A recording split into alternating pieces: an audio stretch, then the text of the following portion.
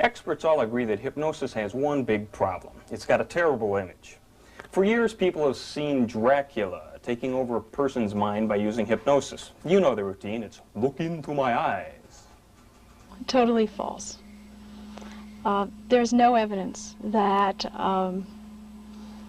to date, that in a hypnotic state you can be made to do anything that you would not ordinarily do.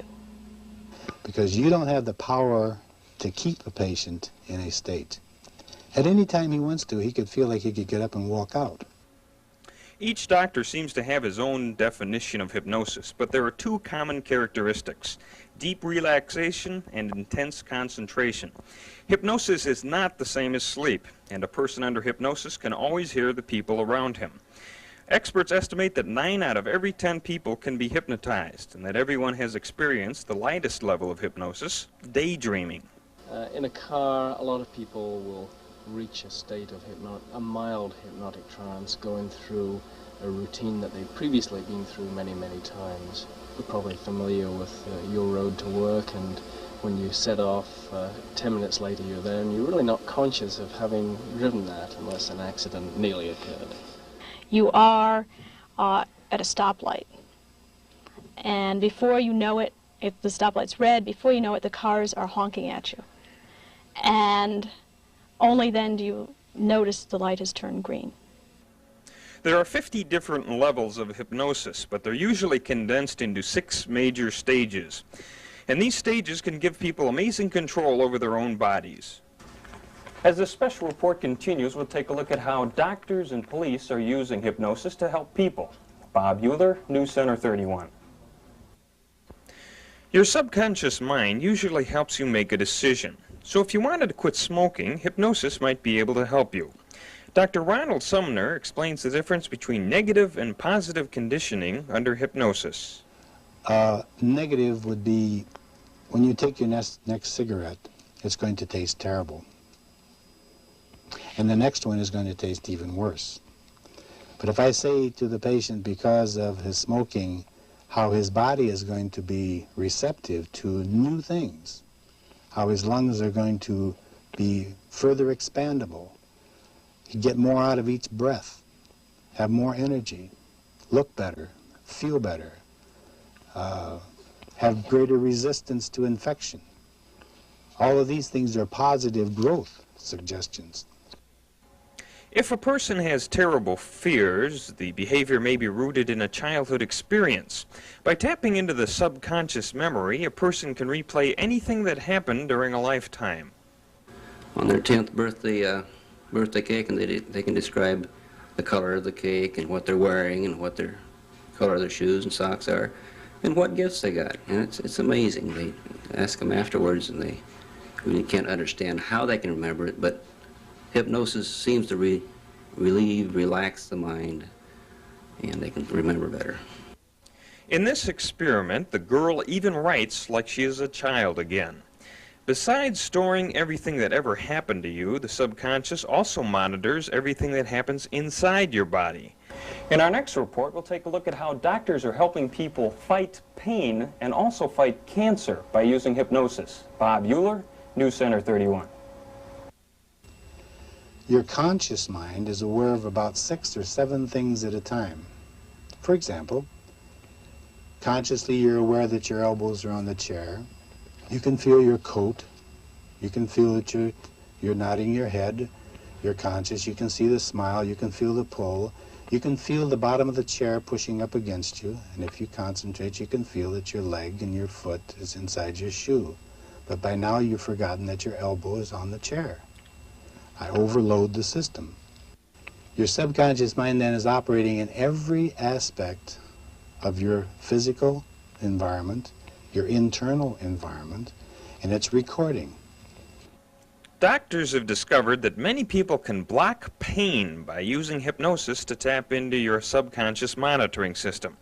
This has been very helpful in cases where drugs don't work anymore or tension is increasing the pain level. The people really want to avoid medications and drugs that may themselves make them very sleepy or tired or constipated or really feel out of sorts. So that if they can use hypnosis to give them pain relief, then they will be able to function otherwise normally. In Texas, doctors are now experimenting with hypnosis and fighting cancer. Patients are told to imagine their white blood cells attacking cancer cells as if they were sharks attacking meat. And it's working. The experiments show that people using hypnosis imagery along with their drugs are doing better than people just using drugs. And currently, some doctors in Pennsylvania are taking the imagery a step further. They're asking healthy people under hypnosis to imagine their white blood cells multiplying to increase their immunity system. In our next report, we'll take a look at how the police department is using hypnosis to help people remember what happened at the scene of a crime. Bob Uhlar, News Center 31. If there is a observation made, a passing observation made, it's recorded in the subconscious. And this is where the legal aspects of hypnosis comes in. Because if it's recorded, it's a matter of retrieving this message that's recorded. Hypnosis can be very helpful to witnesses who need to remember what happened at the scene of a crime, especially violent crimes where a person may want to forget what happened. Characteristically, when an individual suffers a trauma, they have what they call retrograde amnesia. Now, those memories will be recovered in time, but usually because of the trauma, there's a short period of time which is blacked out. In Los Angeles, police use hypnosis in cases where they have hit a dead end. Hypnosis has helped them get new clues in 80% of those cases because hypnosis can help a person remember cars, license plates, and faces in detail. But hypnosis has its problems. People can lie under hypnosis. They can mix their imagination with actual events. A person under hypnosis is also very open to suggestion. Is that unless the therapist who is using hypnosis is very, very careful in his questioning of the witness, he may suggest something to the witness that did not actually happen.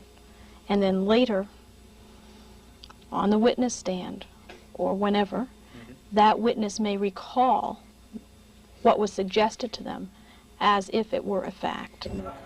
With more and more police officers being trained in hypnosis, psychiatrists, judges, and lawyers are finding mistakes are being made. Police departments will always have to prove the evidence is correct. Bob Uhlar, News Center 31. One of the telltale signs of your age, of course, is the condition of your skin. Now, in recent years, people have discovered that sun and harsh soaps help dry out the skin and speed up the aging process. For years, women have been using skin care products designed to moisturize and tighten the skin. Cosmetic companies are now producing the same products for men. Skin cleansers, moisturizers, shave creams, and even the weekly facial designed to smooth out wrinkles. Unfortunately, some people didn't learn about the harmful effects of the sun until the damage was done. Some of these people either turned to plastic surgeons or ear, nose, and throat specialists and asked for cosmetic surgery. Dr. Morris Cohen tells us some people expect miracles. Frequently, their preconceived ideas are totally unrealistic. I'm sure you've had patients come in with photographs of models, of TV stars, etc.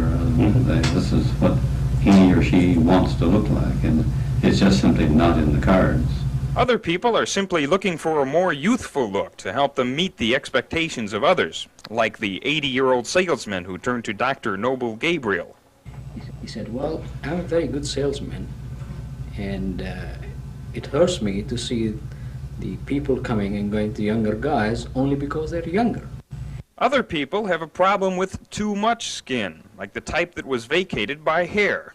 Some people don't mind a bald head, but hairdresser Pam Springer reminds us that TV and magazine ads put pressure on men to have that full head of hair. I really find that the media does play a great part in it, especially in the advertising, because they've glamorized it so much. I have some friends that are bald, and they tease me a lot. I got one guy, he's always calling me, so he's like phony, and I said, no, you're the phony, you're the one that wants one, don't have the guts to get it, you know. Hair transplants are available, but many people opt for the less expensive hairpiece or toupee. A person can buy a stock hairpiece or get one custom made, and the modern double-face tape holds the piece firmly in place, even if you want to go swimming. Bob Uhlar, News Center 31.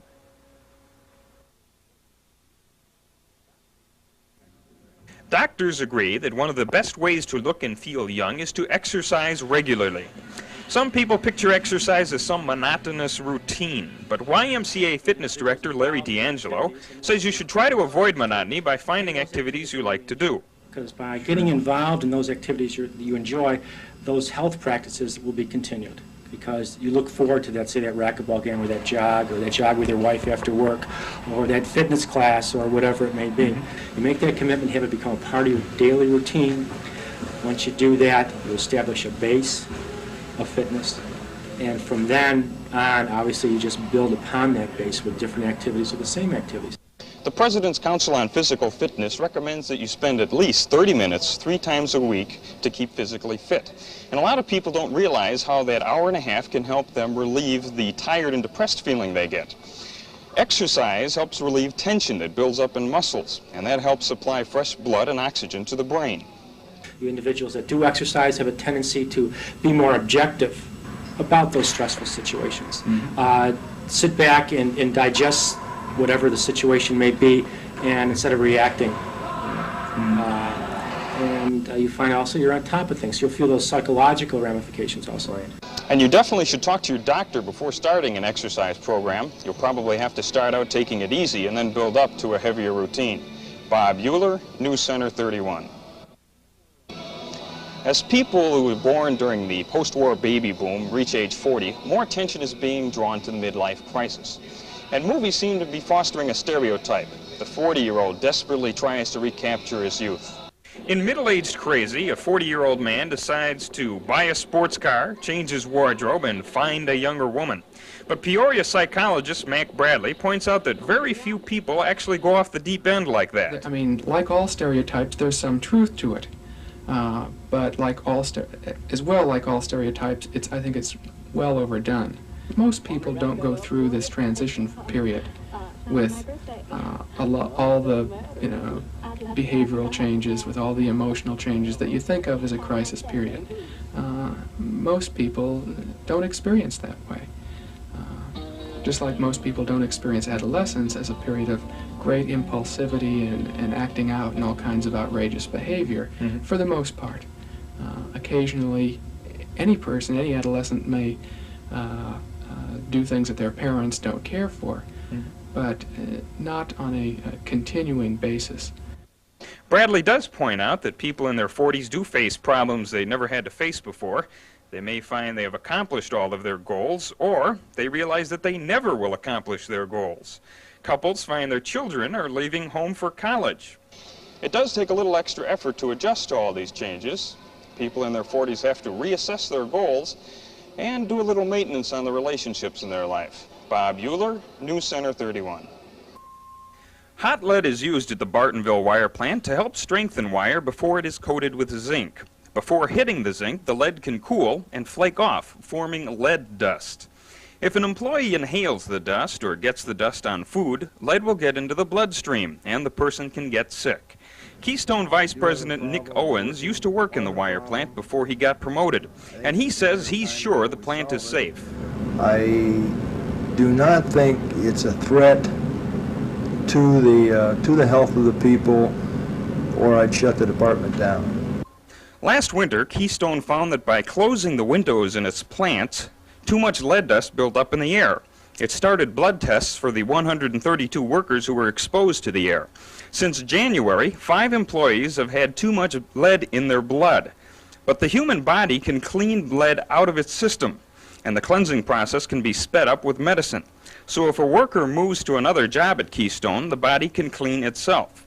OSHA, the Occupational Safety and Health Administration, says Keystone has to come up with better ways to protect its employees. Workers are supposed to wear masks and clean up before eating, but Owens says Keystone can't force workers to do anything. That we've had some employees working in the department for 30 years who say, I've never had a problem. Don't come out and tell me that I can't smoke on the job, I can't, that I have to shower up each shift and all that.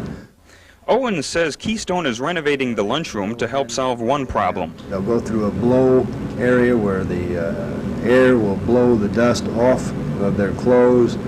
They'll move on into the lunchroom and have facilities to clean up. The lunchroom will be a very clean area with a positive air pressure, keeping leaded atmosphere out of the lunchroom, and we think that'll take care of the problem very neatly.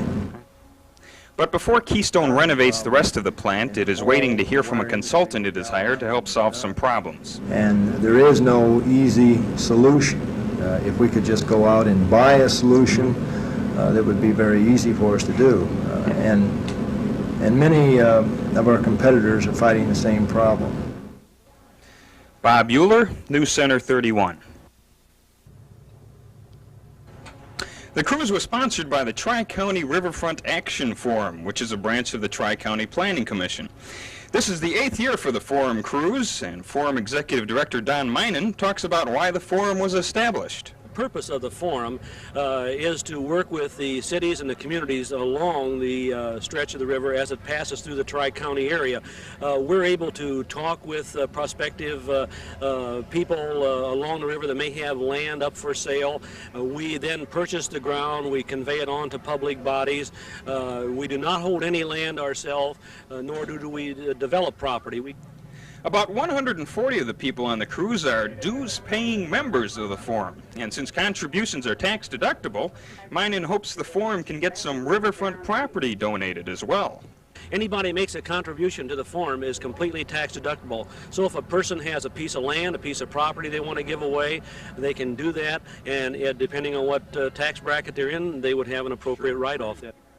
The weather was perfect and most of the people seemed to be having fun. The cruise ended at the new Miller Riverfront Park in Pekin, where they had a picnic buffet and listened to the notable song and dance troupe from Pekin High School. The project's purpose is to make more people aware of the redevelopment along the riverfront. And since today's turnout of 300 was the largest ever, Forum officials feel the project is working.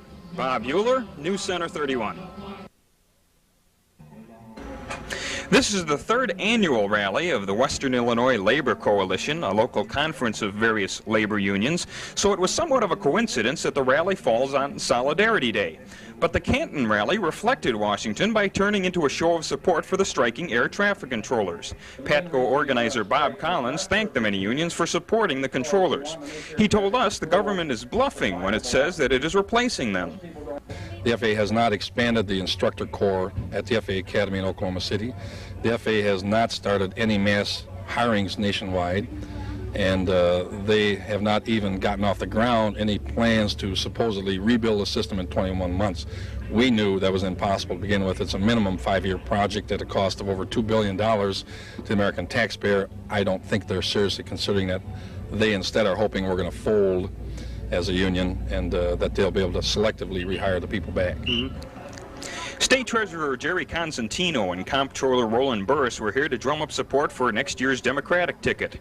Burris says the Reagan administration is making a mistake by firing the controllers. I don't think it's right. I think that in this country of ours, there's a thing called collective bargaining, that they have to come back to the table again so that those individuals can continue to be viable and supportive of their families and providing a service for the people of this country. And while the individual members were interested in supporting PATCO, they were also interested in enjoying a relaxing day in the sun with fellow workers. Bob Uhlar in Canton, Illinois.